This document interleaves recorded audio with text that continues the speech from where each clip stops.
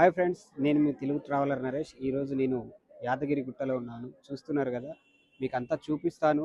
ఇక్కడ ఎలా ఉంటుంది, ఎట్లా వెళ్ళాలి, ఏంటిది అనేది కూడా మీకు అంతా చూపిస్తాను. ఇప్పుడు ఈరోజు నేను యాదగిరి గుట్టకు వచ్చాను. యాదగిరి గుట్టకు సంబంధించి కూడా ఇది గతంలో ఇలా ఉండకపోయేది. సో ఇప్పుడు కేసీఆర్ ప్రభుత్వం ఎప్పుడైతే ఏర్పడిందో, అంటే మనం ఒకప్పుడు టీఆర్ఎస్, ఇప్పుడు బీఆర్ఎస్గా మారిన ప్రభుత్వం ఏదైతే ఉందో, దీన్ని అత్యద్భుతంగా మాత్రం కట్టించడం అయితే జరిగింది.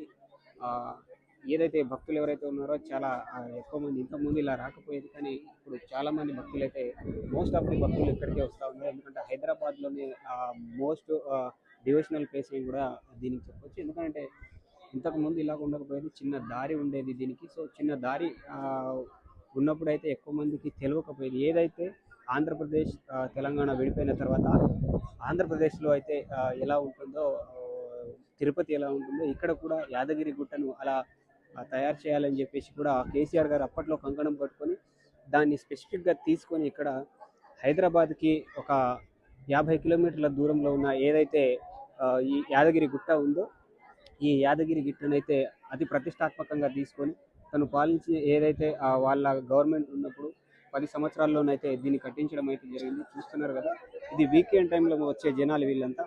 సో నార్మల్ టైంలో కూడా అంతకు మించి జనాలు ఉంటారు ఇక్కడ. సో చాలా వరకు లోపల ఫోన్ అలౌడ్ ఉండదు, ఓన్లీ బయట నుంచి కూడా తీయాల్సి వస్తుంది. సో కాబట్టి మీకు మొత్తం లోపల కూడా చూపెట్టలేకపోతున్నాను. సో అడిగాను నేను ఆల్రెడీ లోపలికి వెళ్ళడానికి మాకేమైనా పర్మిషన్, లోపల తీయడానికి పర్మిషన్ ఇవ్వమనంటే ఇక్కడ లేదండి అని చెప్పేసి కూడా లోపల మేనేజ్మెంట్ చెప్పడంతో నేను బయటనే ఈ వ్లాగ్ చేస్తూ ఉన్నాను. సో స్పెసిఫిక్గా ఈ వ్లాగ్ అంతా మీకు నచ్చింది అనుకుంటే నా ఛానల్ని సబ్స్క్రైబ్ చేయండి, అలాగే లైక్ చేయండి, షేర్ చేయండి.